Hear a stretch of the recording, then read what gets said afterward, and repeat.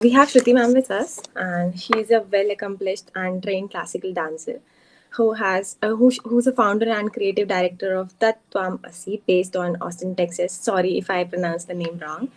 And currently, she is a culture committee chair of Austin Hindu Temple and wins and showcase the beauty of Indian classical dance. She has been into radio, TV talk shows, and educate about the same.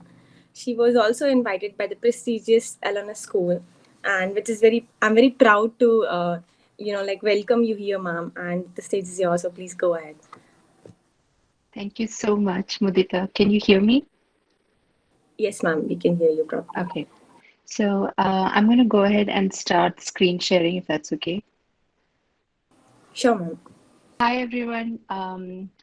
My name is Shruthi Mohan. I'm the founder and creative director of Tattvamasi, a boutique art organization here in Austin that curates Indian classical dance performances, masterclasses, and an annual immersive dancers retreat, all of which have been converted into digital experiences this past year thanks to this pandemic.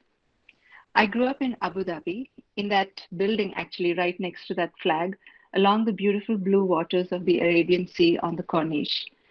I began training in Bharatnatyam at the age of 3 under the watchful eyes of Srimati Sheila Ramaswamy, who actually is a very well accomplished Carnatic musician. But what most people don't know about her is that she is a wonderful Bharatnatyam teacher as well. And I learned Mohiniyattam under Kalamandalam Ashokan Master from my high school days onwards.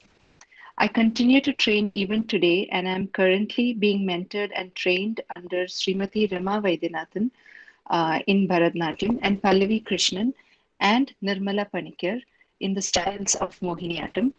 And I also take specialized Abhinaya training under the guidance of Birji. Now, it was a wonderful for me to see the two women who shaped my love for the classical arts at two very different stages of my life. Sheila Ramaswamy when I was a child, and Ramaji right now. When they came together on the same prestigious stage to be bestowed the highest award of recognition a civilian can get in India for their contributions to their chosen art form, that is the Sangeet Natak Academy Puraskar.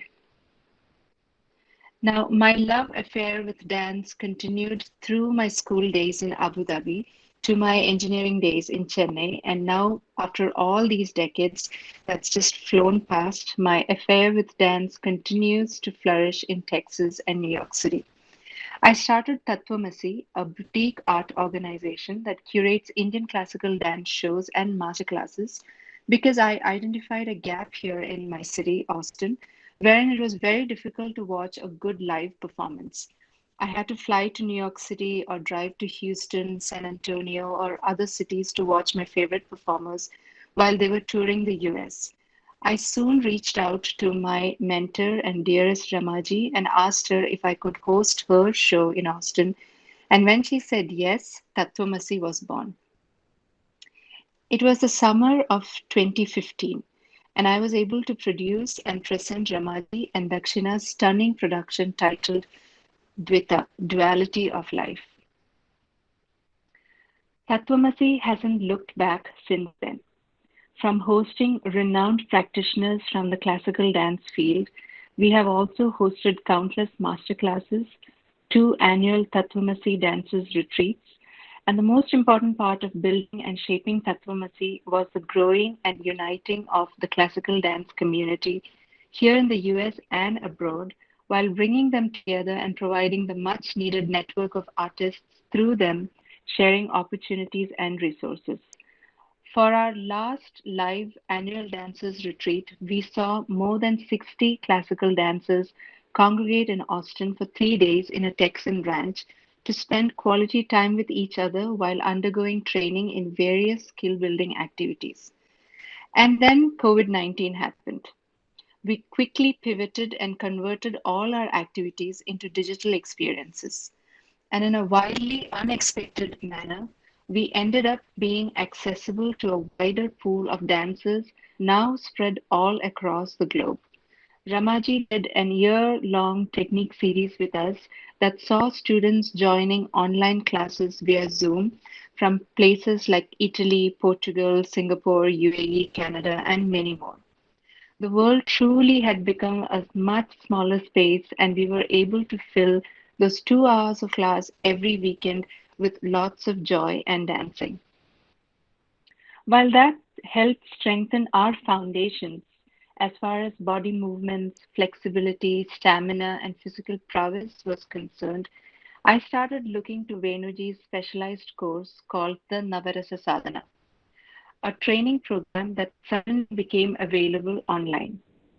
Now, for years, he had offered this specialized training only in person, face to face at his kalari called Nadana Kairali, located in Irinalakuda, Thrissur, Kerala.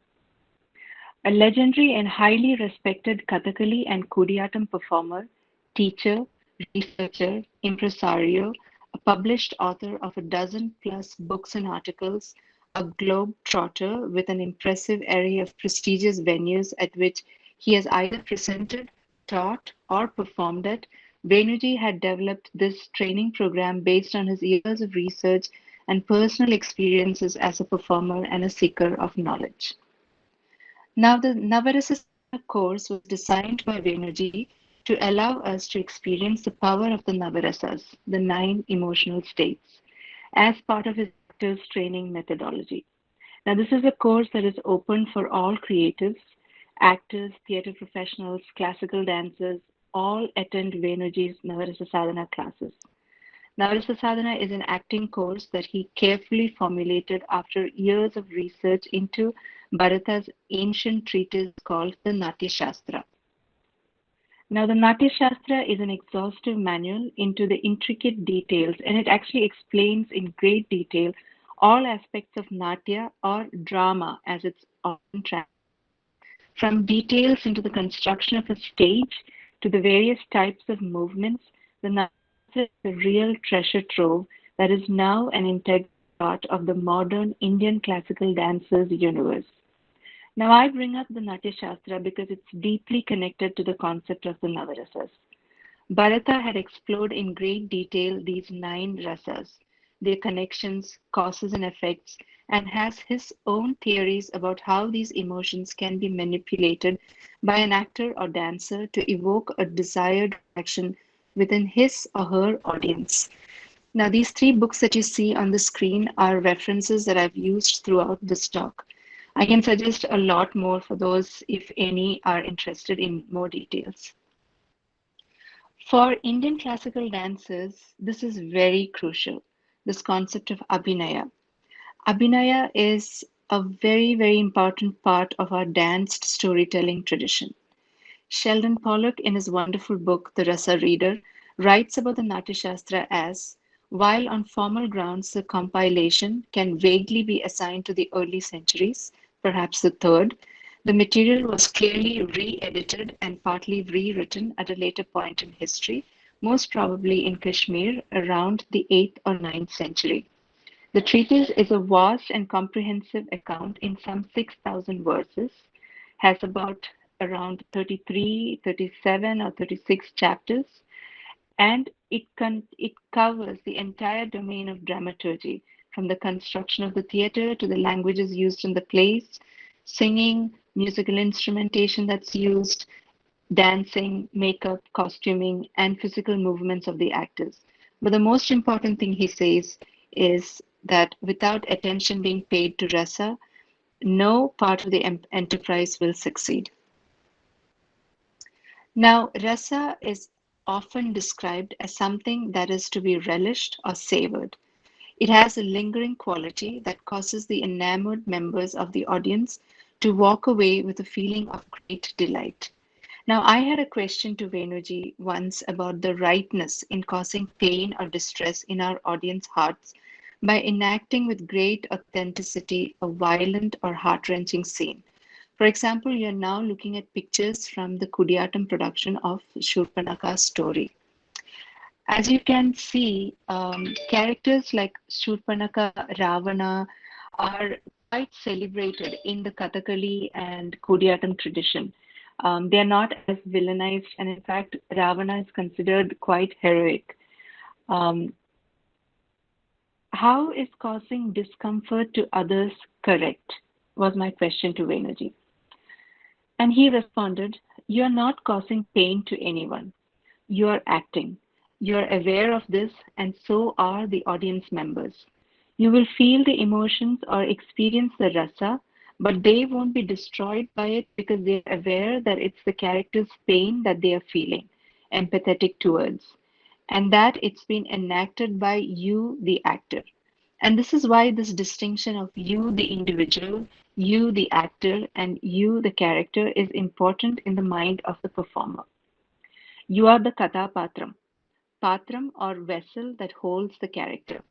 The actor in this case, that is us classical dancers, train very seriously with that in mind. As you can see in this picture, Shurpanaka is, completely um, destroyed is the best thing that comes into my mind. She's been mutilated. If you actually watch this performance, the Kudiyatam artist who performs as Shurpanaka actually howls and screams and cries.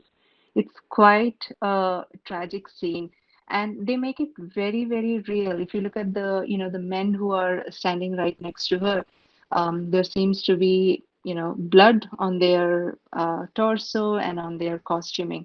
So this becomes really real. So when I always think about acting, or when I say acting, I mean the abhinaya that Indian classical dancers do. We always have to think about those lines that blur. You should never truly become that character. There's always that separation that you should be aware of. The separation between the three of us, the person, the actor, and the character. Now, as a vessel or as a patram, we have to be very clear about where the lines blur as we hold ourselves up as empty vessels, eager and accepting of our characters to be portrayed. And we have to be very, very clear about how we are going to achieve that. We have clear methods to keep, say, myself, Shruti Mohan, the individual, with her likes and dislikes, opinions distinct from Shruti Mohan, the actor, who is going to enact a Radha waiting for Krishna in the lush green gardens of Vrindavan, and the character of Radha herself. There are three distinct personalities at play here: the self, the actor, and the character. How does one transform and transmute into the characters that you have to dance to? How do you etch out a character, giving it depth and definition? Where do these lines blur? How does your lived experiences shape your aesthetics? Are you a shapeshifter? Are you an oracle? Are you the mirror that is held up to society to see itself in? Who are you? Who am I? A multitude of questions are asked by a dancer every day during her daily practices. A keen observer of life, she must learn to watch the world with great curiosity and sensitivity and learn to tell the truth using her body. For that, she has to learn to look within, develop an austere and deeply personal relationship with her mind and body. She has to learn to look inwards. She has to know where the lines blur and where they do not. Now, these transformations, these moments of fluidity. So, when I arrive on stage dressed as Radha, or while I'm at rehearsal as Vasavadatta, I'm aware that I'm here in the capacity of an actor or a dancer who is here simply to do a job, in this case, to perform. I might personally disagree with the concept of the eternal lovers Radha and Krishna, or of the courtesan Vasavadatta, but when performing, my personal opinions do not matter. What I, the individual, thinks is of lesser importance here. Here it is what the character is all about. What are the qualities that make the character endearing or dangerous? It is the age, the circumstances, the gender, and other such details of the character that's given prime importance. A well trained actor comes in with her understanding of the character she is to portray, along with her arsenal of tools to help bring the character to life on stage. And these tools in quotes are also determined in the Natya Shastra and is described as the four registers of acting, that is verbal, physical, psychophysical, and makeup. That is the translation, which is verbal vachika, physical angika, psychophysical sattvika, and makeup aharya. Many of you might have heard this shloka before. Angikam bhuvanam yasya vachikam sarva vangmayam aharyam chandratara ditam nama satvikam shivam. Now, I'm not a student of Sanskrit. I know just about enough Sanskrit. Like I can probably understand 40 to 50%, just enough to get my work done, and that's about it. So if my pronunciation is bad, I do apologize for it. But this is the shloka that I'm sure many of you have heard. It's featured in quite a few popular um, films. If you've gone to Arangetams, you would have definitely heard this. Now, this shloka refers to those four registers of acting. Now, before we talk about these four essential components of Abhinaya, let's quickly define Abhinaya. Google tells me that acting or Abhinaya is the art of expression in Indian aesthetics. More accurately, it means leading an audience towards the experience, that is bhava, of a sentiment, rasa. Now, let's start with Vachika Abhinaya. Vachika Abhinaya, or acting using verbal support. This includes using the spoken word to help increase the emotional impact of the story. You will see this in certain traditions such as Kodiyatam, Ottantullal, etc. Vachika more broadly can imply the power of the literary text that is used by the dancer as part of her storytelling process. Sometimes the right word used in the poetry will add such power to the imagery and experience that we, the dancers and choreographers, are trying to design for the audience. Now, I'd like to show Bindu Rajendran's an excerpt from her very recent work called Prithvi Tattvam. It's a new dance on camera work that she created and was recently premiered at the Erasing Borders Festival of Indian Dance. It is still available for viewing on YouTube. It would be great if someone can play this video.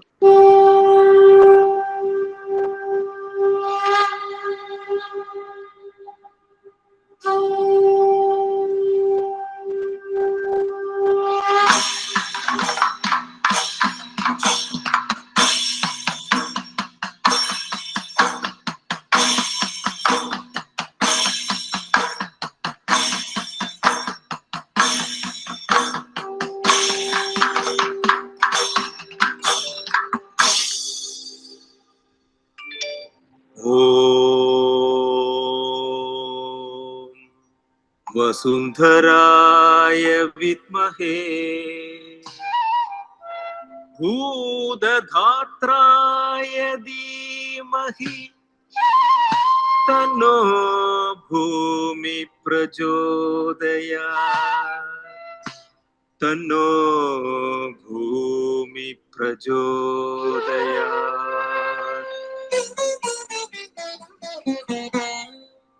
सत्यम् बृहद्रतमुग्रम् दीक्षातपो ब्रह्म यज्ञ पृथ्वीं धारयन्ति तानो भूतस्य भव्यस्य भूतस्य भव्यस्य अग्नियोरुं लोकं पृथ्वीन कृणोतु पृथ्वीन कृणोतु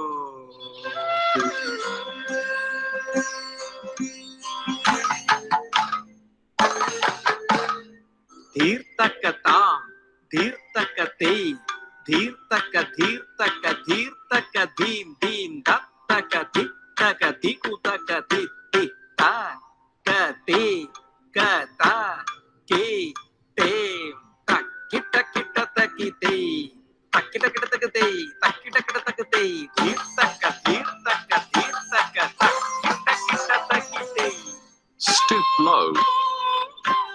never pause to stop or think. Self-granted freedom to cut down and burn her green to black. Leafless, lifeless, a quest to conquer her bounties. Twist and plough her riches until they bleed dry blood.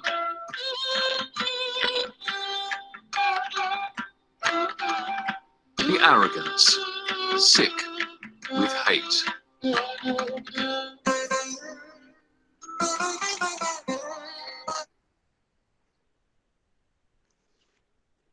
Thank you. So I chose to show Bindu's work because we were talking about Vachika Vinaya. And I thought this work was very cleverly done because not only can you hear the sounds of percussion that is very unique to Kerala, she has basically used Sovana Sangeetam, and she's talking about verdant lands being destroyed by man's greed and ruthlessness. And she's combined it with spoken word by an artist who's based out of Australia. So Bindu is based out of Australia. And she very clearly and very cleverly used Vachika Abhinaya to show these kind of inconsistencies. Now, if you look at her aharya or her costuming, she uses costuming and makeup to amplify the story that she's telling of how we are destroying our natural resources. She uses the traditional white Mohiniyattam outfit suitable for her style as well as a simple black cotton sari. And she uses these costumes to signal good and evil practices. The barcode on her neck suggests a commercialization of Mother Nature's abundant resources. Her usage of Aharya is very intelligent and supports the overall narrative. And that is exactly what Aharya Abhinaya is all about, acting guided by costuming and makeup, helping to transport the audience into the story by making the make believe more obvious. Now, Angika Abhinaya is acting using your body. This includes your limbs, torso, neck, head, eyes, eyebrows, lips, cheeks, and so on. And most of you all have friends or family members who attend dance classes, and you most likely are familiar with dancers and dance classes moving their bodies. And that's how they train the body to be supple, flexible, and agile. But have you seen how we train with our eyes? So for us, Netra Abhinaya or acting with eyes is a key element of daily training. And I actually wanted to show you a few of the exercises that we do. And if we have time at the end of the session, I would love to show you all a few of the exercises and maybe we all can do it together. These are really wonderful eye exercises, and I would highly encourage everyone to give it a shot. It's really not that hard. So let's see, depending on time. Our process is very simple. Before we sit down to do Netra Vinaya, we light a lamp. In our tradition, the lamp is a living, breathing entity, a witness to everything. And I often offer my sadhana to its flickering glow, which in itself is an extremely meditative process for me. Now, these eye exercises involve moving the eyes in different directions in varying speeds, etc. These exercises also include shaking of the eyebrows and cheeks. What you're seeing right now is a very renowned Kodiyatam performer, a Nangyarkuttu performer, Kapila Venu. She's rehearsing in front of the lamp. And I would like to show Devika G. Nath's clip next because here she actually uses these eye exercises that we do as part of the dance routine.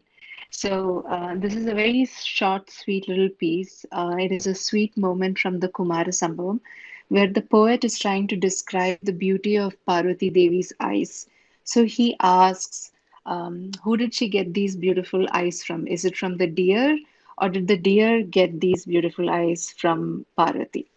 And if you don't mind, it'll be great if you can play the next video, which is Devika Jinath. ततो गृहीतं मृगाङ्गनाभ्यां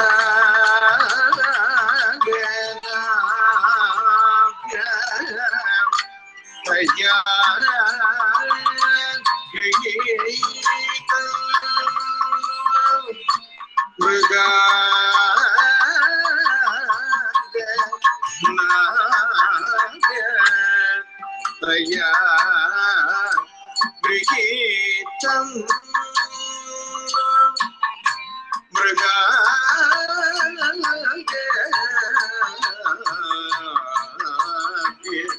तया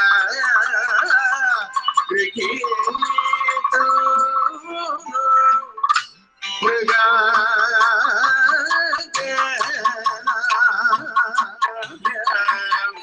ततो गृहीतं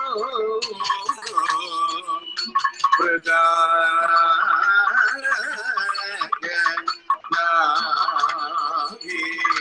ततो गृहीतं मृगाङ्गनाभ्यां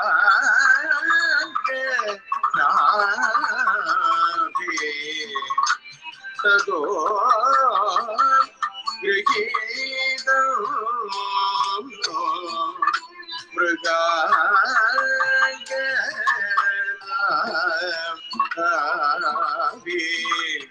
ततो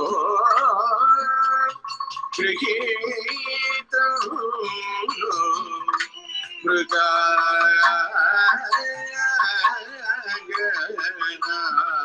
मृगाङ्गनाभ्यां ततो गृहीतं मृगाङ्गनाभ्यां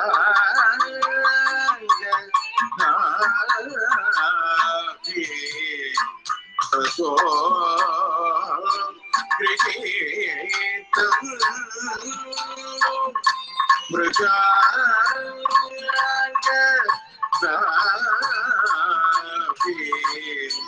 ततो गृहीतं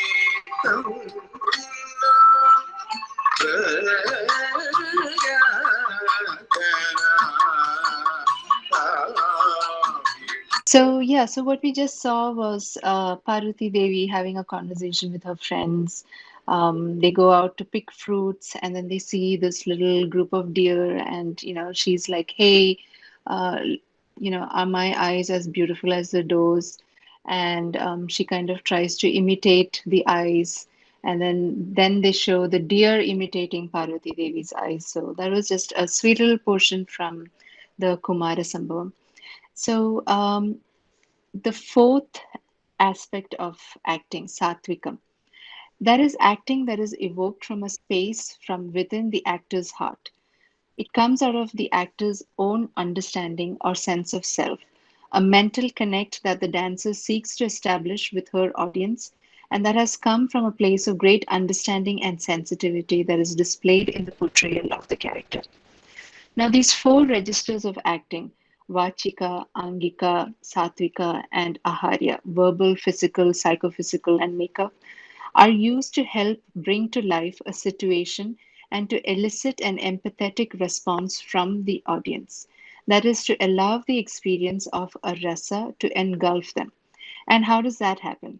Now, Bharata theorizes that through this very famous shloka, Yato hastas tato drishti, yato drishti tato mana tato bhava, yato bhava tato rasaha.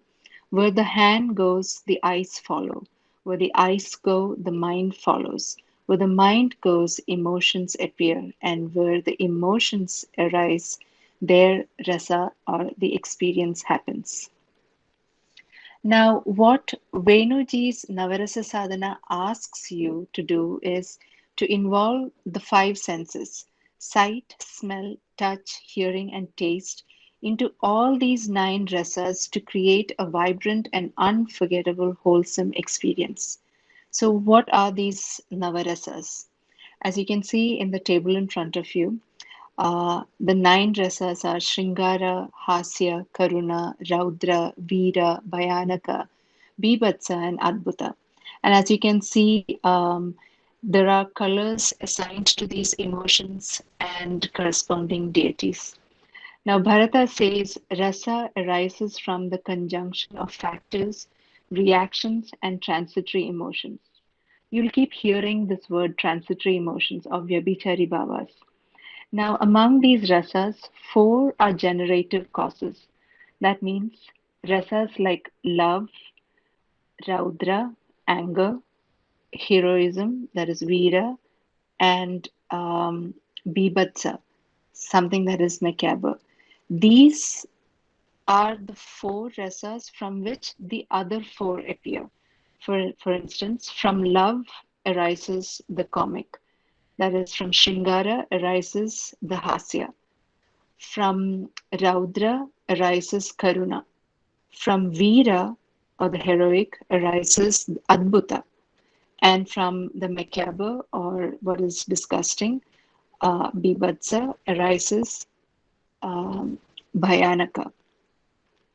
Now, these are all what Bharata has written in the Natya Shastra. Now, Vyabhichari Bhavas. Vyabhichari Bhavas are these transient emotions. They are emotions that are fleeting. Now, layering these nine Navarasas with Vyabhichari Bhavas, they say there are 33 of them. The foundational state, along with the presented situation, and then the actor's training, plus the individual's own sensitivity or personal experience, all come together in play to create a truly individual artistic experience on stage. Now, these emotions, they include these eight emotions that you see in the table above. Oh, before that, I have to tell you this. So it's called Navarasas, but during Bharata's time, he had delineated the first eight that you see, and they say the ninth rasa or Shanta was added later on in time. So now we have these eight stable emotions, or the bhavas, the sorry, the eight of the Navarasas, the 33 Vyabhichari Bhavas, and then the eight psychophysical responses. Now, these 49 emotions should be understood very clearly by a dancer to understand the causes of the manifestation of rasa in your audience. Now, these Vyabhichari Bhavas, according to the Natya Shastra, and I'm just reading it from the text, uh, from the preverbs vi and avi and the verbal root char, in the sense of come, they come variously into proximity. When endowed in performance with the verbal, physical, and psychophysical registers of acting, they lead the rasas. Now, what do you mean by they lead the rasas? What do you mean when someone says the Vyabhichari Bhavas lead the rasas, or these transient, fleeting emotional expressions lead the rasa? What they mean by this is it's the same way as, and this is not my words, this is Bharata's words, as the sun leads the day. The transitory emotions lead the rasas just as the sun leads the day. Now, I did mention psychophysical registers of acting, or sattvika. Now, this is something that arises from the mind, right? It is said to be in the mind in a state of heightened awareness of an actor. And since this psychic sensitivity arises when the mind is highly aware of what's happening. So there are these particular emotions such as horripilation or romancha, as they say it in Sanskrit, weeping, pallor, and the like. And these cannot be brought about when the actor's mind is distracted. So, given that drama imitates the nature of the world, the role of the psychic sensitivity is essential. And even when this happens, the actor or the dancer is very, very clear that she, the actor, is undergoing this. It's never she, the person. And it's precisely thanks to the actor's psychic sensitivity that he or she is able, even when not feeling the pleasure or pain that they're enacting, to be able to display horripilation or start weeping. And it is for this reason that these emotions have been explained as being psychophysical. Now, some examples of this bhavas are Bharata has mentioned six: Stamba, when you're in shock; Sweda, Romancha, Vaivarnya, Swarabhedas, and Ashru. Now, as far as Vyabhichari bhavas are concerned, these are transitory emotions or feelings that differ from person to person, and they do not have a constant nature. The way I experience it will be different from, say, when you experience it on stage. Now, of the 33, I'll just read out a few.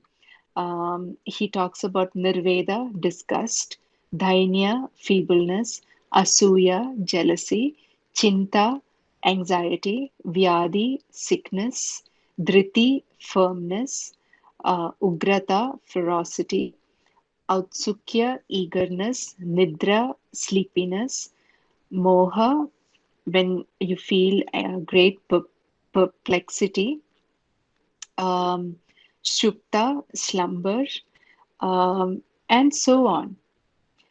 Now, Shringara, moving on to the first and probably the most important of the Navarasas. Shringaram is considered very important for an actor and a playwright. A riot of visual stimulants, the brilliant colors, the quality of movements, the textures, sounds, smells, and tastes all combine to create an experience that can be extremely intense for those who are uninitiated to this kind of layered intensity. Shringara or love is considered one of the most powerful of the rasas. It's highly positive in its energy and it's elaborated in great detail in two different categories: Sambhoga Shringara or love in union, and Vipralamba Shringara, love in separation. So now I want to show you guys a short video from our Navarasa Sadhana classes. I've titled this work Love is a Secret Meeting on a Moonlit Night. Sweet nothings are whispered, a stolen kiss, and a gift of love is exchanged. Now, Shringara or love is the first of the nine rasas that we classical dancers have to master. And to portray love is terribly difficult on stage. And to bring out the man and woman in love in you was the challenge or the learning task at hand at that class. So, what you are going to see now is an actual footage from a recent training session with Venuji. Each student in the class was randomly called out and asked to portray a couple in love. So, you have to show both the man as well as the woman. And here is my impromptu attempt to portray a young woman at her balcony, looking at the moon, awaiting her lover. And now that everything is digital, the percussionist that you'll hear in the video is drumming from Thrissur in Kerala, and I am sitting here in Austin and emoting. And the only visual cues that we give each other is at the start and stop of the exercise. Um, I want you all to see this and tell me what you understand from it. It'll be great if you can show the next video, please.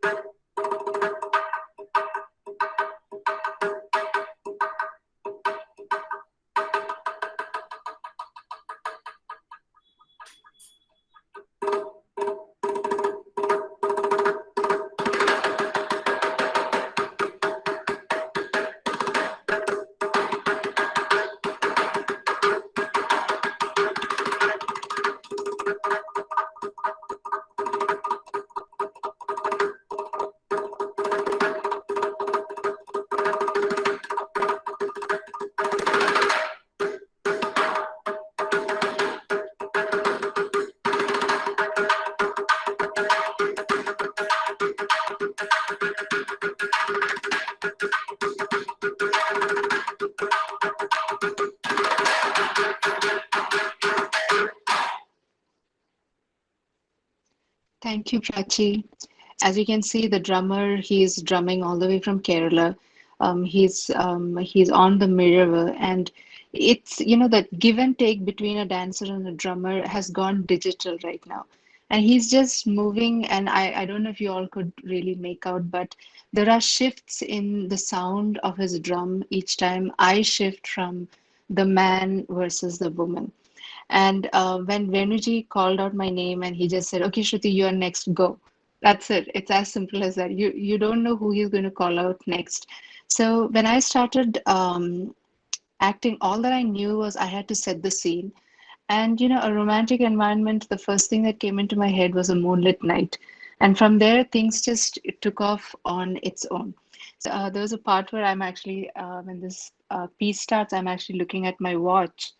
And then I was thinking, oh my God, no, I cannot make this a prehistoric or a medieval piece because the heroine definitely is looking into her watch because she's annoyed that he's not arrived at the promised hour. So, yeah, but overall, I think everyone would agree when I say that there is that timeless quality to lovers who are just sitting there waiting for each other to arrive. So what you see here are all the nine rasas, the navarasas.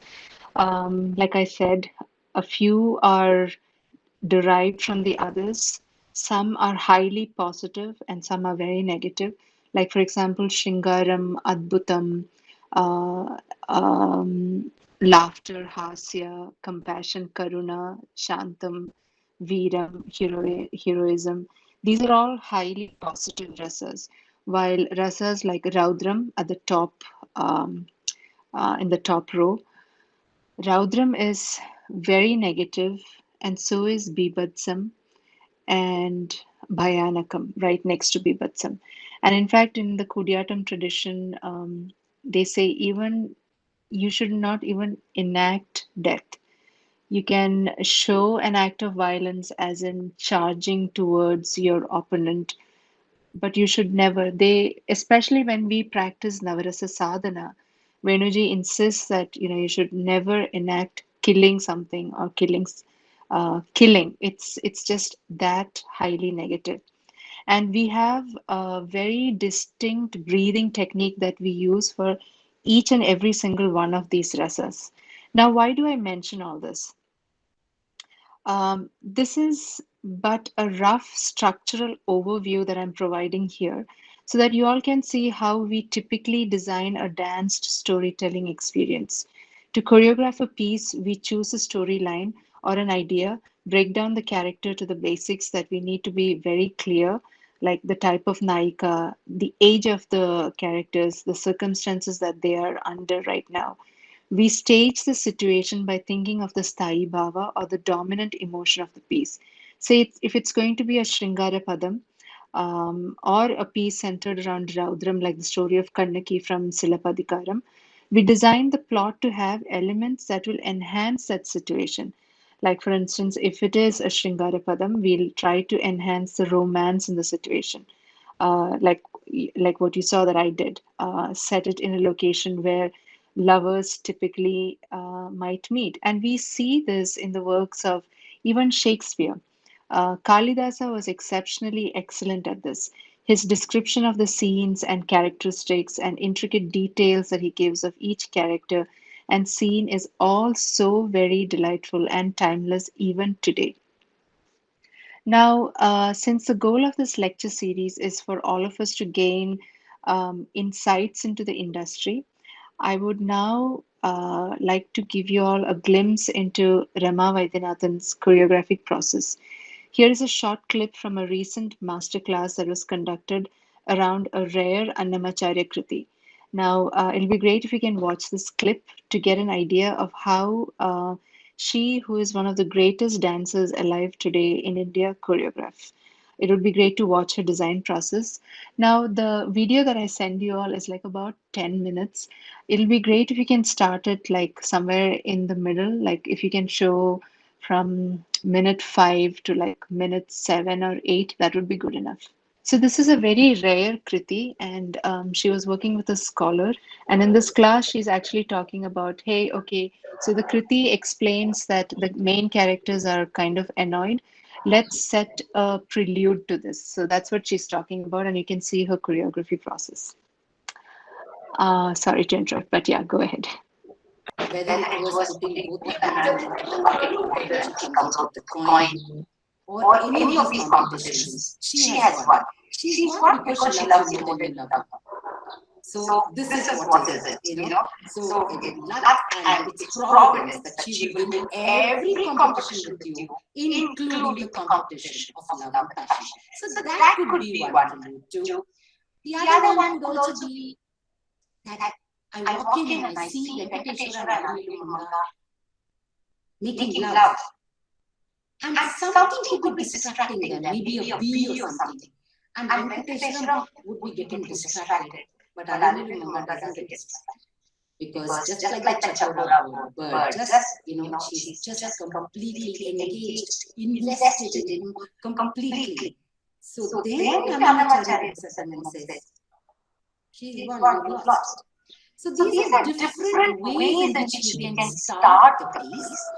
But of course, we will choose just one. The first one, I said, I would like any one of you to also work on the other two, the second and third preludes that I spoke about, and weave it into the conversation. So we will do the first one. But as I walk in, I see Venkateshwara and Anilumanga have had a fight. And Venkateshwara is standing in a very stoic manner, indifferent, because he's had a fight with her. And what about Anilumanga? Anilumanga, she seems to have him completely in her heart, full of love for him. The fight has just not bothered her. Really? I tried to distract her. You have to fight with him, this is not the way you behave when you have a fight with your partner. So I tried to distract her. She's not listening. Nothing bothers her. She's intoxicated. She's drunk in her love for him. And here is Venkateshwara standing like this, and there is Anilumanga completely in love. Got it? And that's when he goes up to him and he says,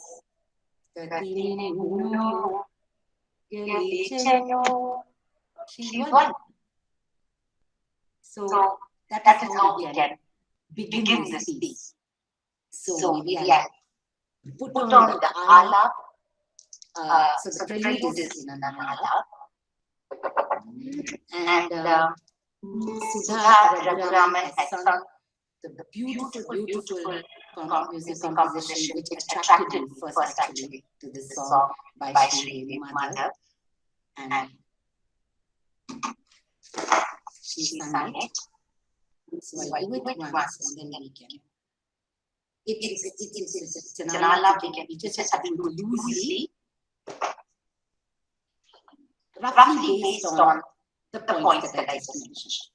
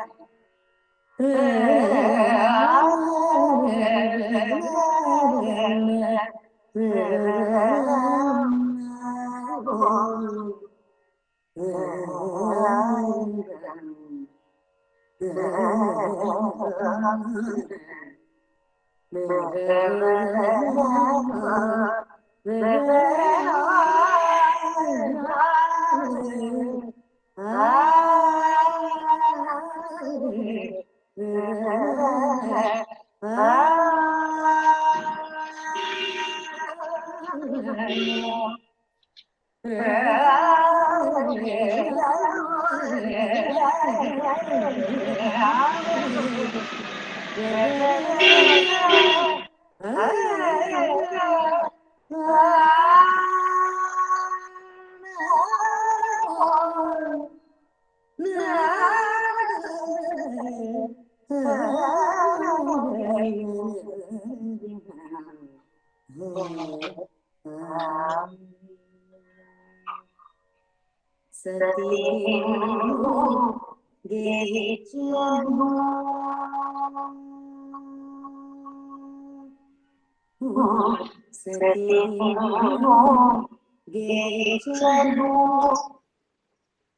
that's how we can begin it.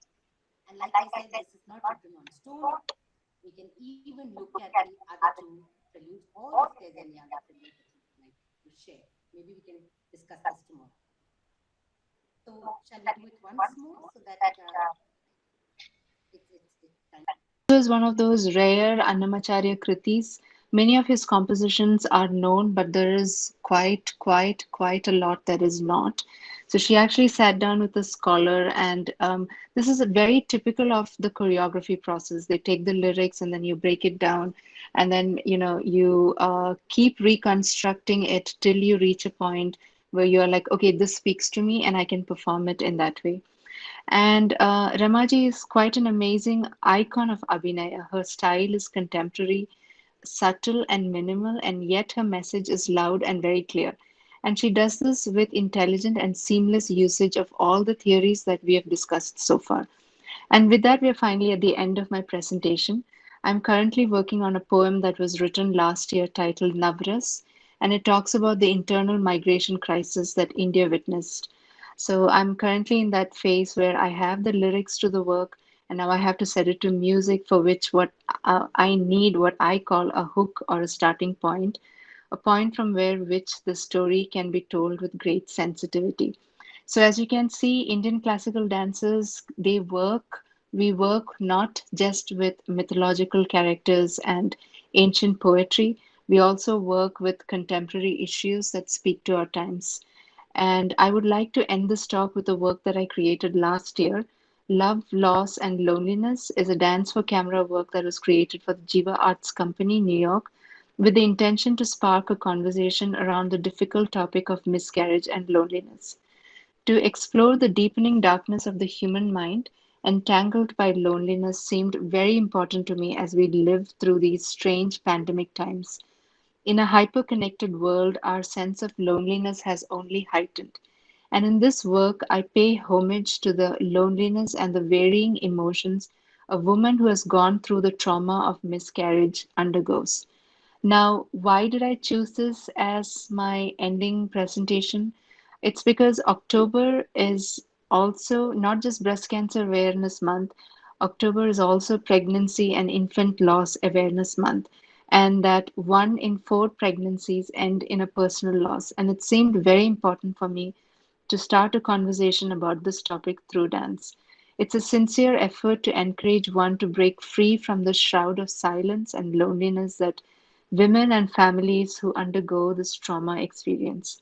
I believe that every emotional state, all the 9 that we spoke about, has the power to take you on an inward journey towards finding yourself, and that I believe this is the ultimate goal of the arts. In this work, she finds love and light within herself as she traverses through her personal darkness and eventually ends in a place of hope, signifying that nothing is truly permanent and that everything, that this cyclic nature of life is the only constant. So, with this, I'd like you to show maybe like the first 5 minutes of Love, Loss, and Loneliness. It's basically that YouTube video that I sent you, and it has like the starting point of it. So, this work starts with 2 beating hearts, and then you'll see that one stops while the other continues.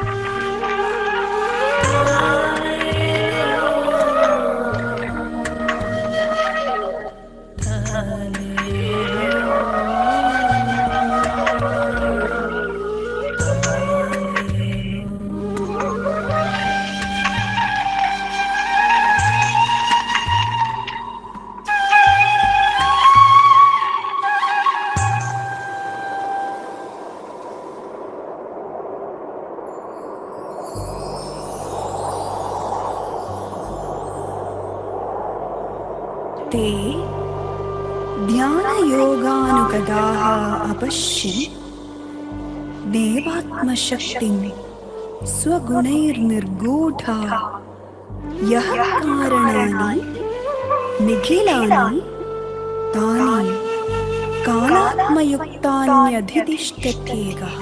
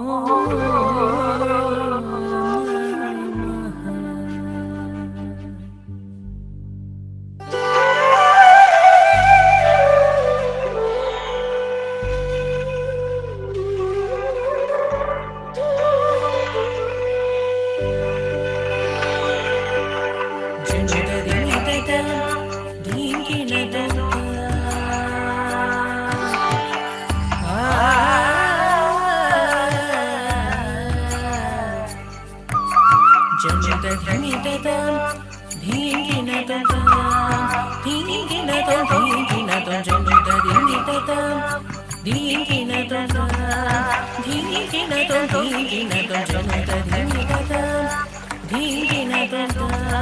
Tinginatun tinginatun januta dingitata tinginatata tinginatun tinginatun januta dingitata tinginatun tadinginatun tadinginatun januta dingitata tinginatun tadinginatun tadinginatun januta dingitata tinginatun